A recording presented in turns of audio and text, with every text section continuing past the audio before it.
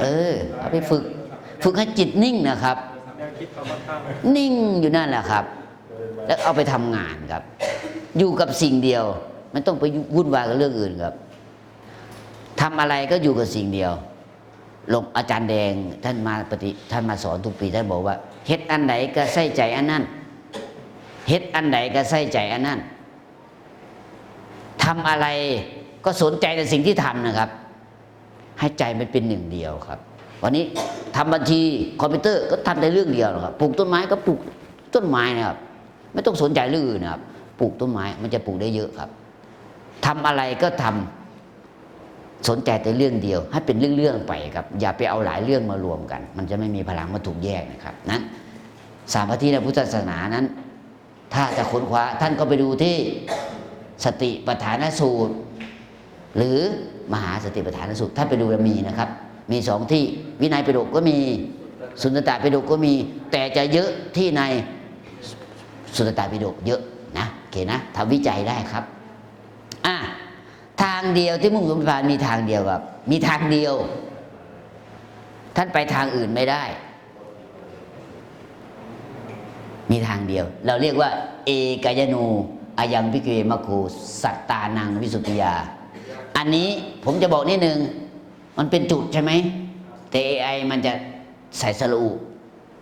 ถ้าท่านจะใช้ AI ให้เราจะเอาภาษาบาลีเนี่ยไปให้ AI มันทำให้นะเป็นสื่อการสอนเนี่ย AI มันยังไม่เก่งภาษาบาลีครับนั้นวิธีแก้อันนี้อาจารย์ยังไม่ได้แก้นะอาจารย์ยังไม่ได้ลงเว็บอันนี้เปิดจากที่ทำไว้ท่านเอา Photoshop แก้เอาครับนะอันนี้ไม่ได้ผิดนะอันนี้เป็นสัตตานังเป็นจุดใช่ไหมแต่ AI มันยังไม่เก่งภาษาบาลีมันเป็นภาษาเฉพาะท่านก็ใช้อะไร Photoshop แก้เอา Photoshop มาลบออกแล้วใส่จุดแทนอันนี้อาจารย์ยังไม่ได้แก้เพิ่งทำเมื่อเช้านะไม่ได้ผิดนะครับอ่านว่าสัตตานังวิสุทธิยาอันนี้ก็เป็นจัตตารูไม่ใช่จตุนะอันนี้ AI มาทำแต่ไม่เป็นไรแก้ทีหลังได้จะไปแก้ครับยังไม่ได้เอาลงเว็บนะอันนี้ยังไม่ลงโชว์เฉยๆครับนั้นวิธีแก้คือเนื่องจาก AI มันยังไม่เก่งภาษาบาลีมันเป็นภาษาเฉพาะเอาพุทธจบแก้ครับอาจารย์ก็จะแก้วันนี้แหละนะแก้ก่อนนะโอเคเนาะมีทางเดียวเท่านั้นที่พระพุทธเจ้าสอนว่าถ้าอยากไปสู่พระนิพพานนะทางเดียวครับไปทางอื่นไม่เจอครับไม่เจอพระนิพพานมีทางเดียวที่พระพุทธเจ้าสอนนะเอกายโนมัคคูเป็นทางเดียวนะแล้วท่านต้องไปคนเดียวครับทางอื่นไม่มีแล้วทางนี้ท่านต้องเดินคนเดียวท่านจำไว้เดินคนเดียวหมายความว่าไงครับต้องทำด้วยตัวคนเองคนอื่นทำให้ท่านไม่ได้ครับนะทำแทนไม่ได้ท่านอยากใจสงบก็เรื่องของท่านท่านต้องทำเองไม่มีใครทำแทนท่านได้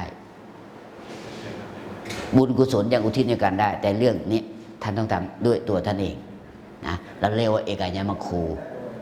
เดินคนเดียวทำด้วยตัวเองเท่านั้นคนอื่นทำแทนไม่ได้เลยจึงเรียกว่าเอกายโนมัคคูครับนะเพราะเป็นเรื่องของท่านโดยตรงครับไม่ใช่เรื่องของคนอื่นนะเราเรียกว่าเอกายมัคคูเป็นทางเดียวไม่มีทางอื่นมากกว่านี้แล้วท่านต้องเดินคนเดียวและท่านทำด้วยตัวท่านเองคนอื่นทำแทนมิได้ครับเราเรียกว่าเอกายโนมัคคูครับจบนี่สมาธิในพุทธศาสนาถามว่าสมาธิมีมาก่อนหรือยังมีมาก่อนศาสนาพุทธแล้วพวกดาบทฤาษีอาชีวกปริพาชกนักบวชนอกศาสนาเขาทำมานานแล้วครับถ้าถามว่าทำสมาธิประจำได้ผลแล้วท่านจะได้อะไรแต่ต้องทำประจำนานๆพอสมควรนะได้อะไรครับต้องตอบได้ว่าทำแล้วได้อะไรได้ฌานครับ1ได้ฌานฌาน4อรูปฌาน4ได้อะไรอีกได้สมาบัติ8ได้แค่นี้ครับอภิญญาด้วยได้อภิญญาด้วยอภิญญา6ท่านได้อภิญญา6ได้สมาบัติ8ฌาน4อรูปฌาน4คนที่ปฏิบัติมากๆครับหายตัวได้ก็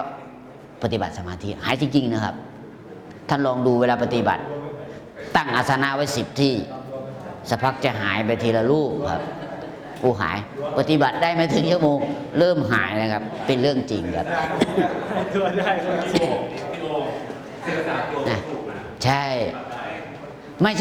ช่เฉพาะพระอย่างเดียวครับ โยมก็หายเช่นเดียวกัน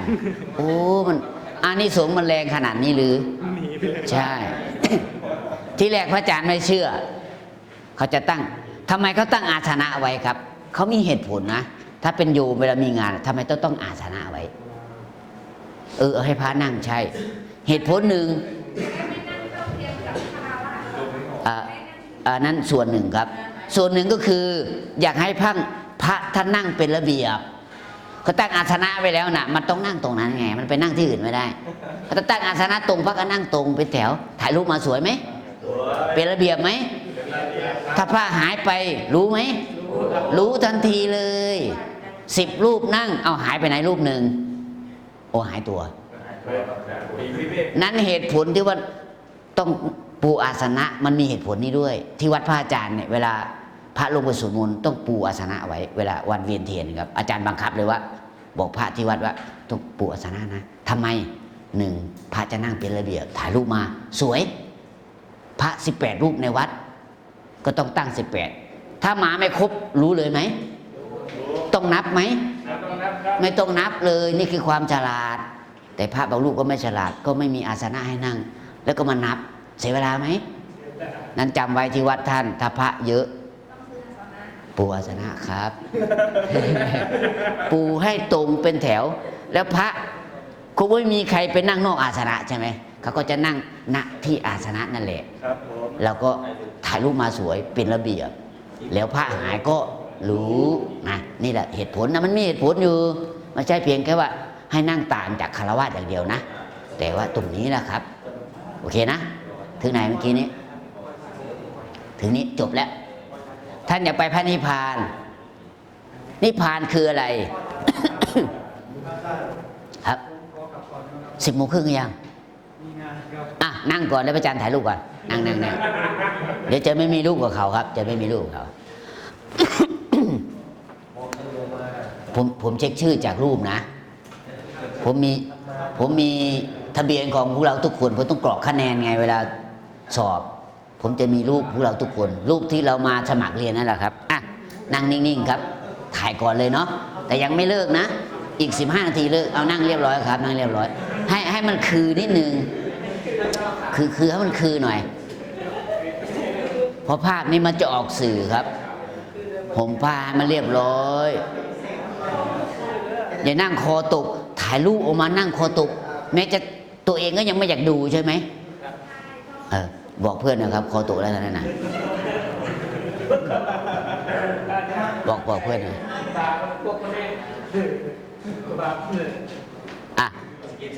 สกิดหน่อยครับมันไม่ค่อยคือเท่าไหร่ครับคนไหนมีงานก็บอกพระอาจารย์ได้หนังสืออ่านเองที่วัดได้ครับนะหนังสืออ่านได้นั่งให้เรียบร้อยแต่ยังไม่เลิกนะถ่ายเพราะเดี๋ยวลูกท่านจะไปธุระนั่งเร็วจะถ่ายแล้วไม่มีใครออกห้องน้ำใช่ไหม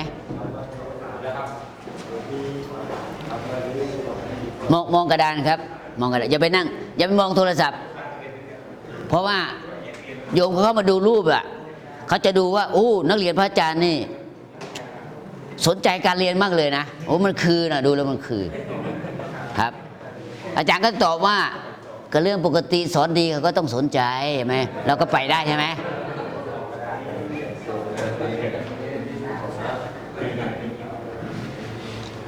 อาจารย์จะถ่ายเฉพาะด้านหน้าแล้วที่เหลือให้นิสิตถ่ายครับ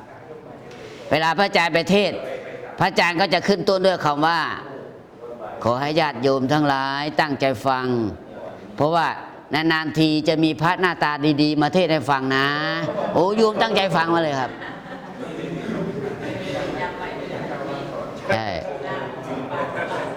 ใช่ไหมไม่ใช่จะมีบ่อยนะที่พระหน้าตาดีๆมาเทศน่ะ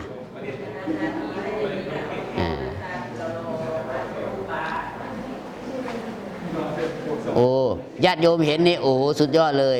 จะไม่สุดยอดยังไงเราถ่ายลูกถ่ายทีละช่องนะเดี๋ยวพระท่านจะไปงานไป ด้วย ถ่ายนักเรียนก่อน อาจารย์ทีหลังเดี๋ยวรีบถ่ายเดี๋ยวท่านจะไปงานใช่ไหมโอเคไปได้ครับไปได้ถ่ายไป3-4 รูปก็ถ่ายเป็นชุดช่องไปครับ เรียนวิชานี้ไว้ครับท่านไปใช้ ถ้าเรียนดีๆเข้าใจท่องแท้ท่านจะไม่เป็นโรคประสาทครับ ท่านจะไม่เป็นโรคนอนไม่หลับจะไม่มีครับ เป็นบ้าแทน ประสาทไม่เป็นแต่เป็นบ้าแทน มันก็เป็นโรคเดียวกันนั่นนะครับนะโอเคเนาะเรายังไม่เลิกเราจะถ่ายรูปไปพาท่านมีธุระกันไปไปเรื่องต่อครับ สมาธิในพุทธศาสนา ดาบทฤาษีอาชีวกปริพาชกชีเปื่อยผู้ไหร่นะครับเขาปฏิบัติมันเยอะแล้วครับนะถ้าเป็นอินเดียก็เรียกว่าสาธุบางทีก็เรียกอาชีวกบางทีก็เรียกว่าปริพาชกนักบวชนอกศาสนาพุทธเขาจะมีชื่อเรียกเดรัจฉีก็เรียกอาชีวกก็เรียกปริพาชกก็เรียก